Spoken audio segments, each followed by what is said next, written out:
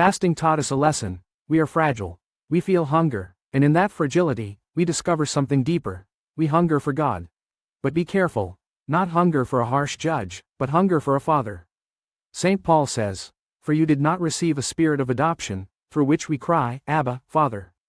Prayer begins there, not in technique, not in formula, but in identity. We are children.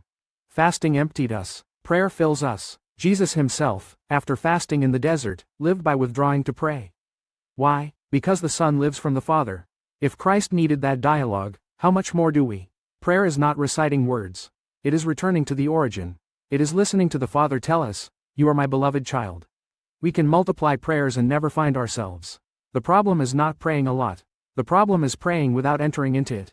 Christian prayer is not theater. It is intimacy. St. Augustine said, "Lord, you have made us for yourself, and our hearts are restless until they rest in you." Prayer is the rest of the child in the heart of the Father. To pray is not to present God with a sanitized version of ourselves. God already knows. Prayer doesn't inform God, it transforms us. To pray is to say, "Here I am with my sin, here I am with my fear, here I am with my poverty." And to hear, "My grace is sufficient for you." St. Francis said, "My God and my all." Not a complicated discourse, a burning relationship. Therein lies everything. It's not about speaking beautifully. It's about knowing you are loved. Lent leads us to the desert. And in the desert there are no distractions. Prayer demands that we stop. If we don't create outward silence, we will never hear the inner voice. God doesn't shout, he whispers. Many Christians pray like slaves who fear punishment. But the Spirit teaches us to pray like children. Our Father, not distant Lord, not stern Master, Father. Fasting showed us our need.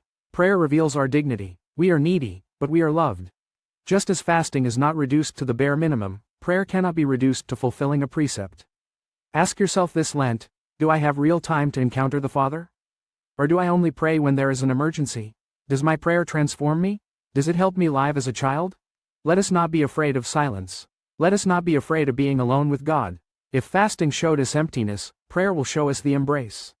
May this Lent not only take away our physical hunger, but also teach us to rest in the heart of the Abba. Amen.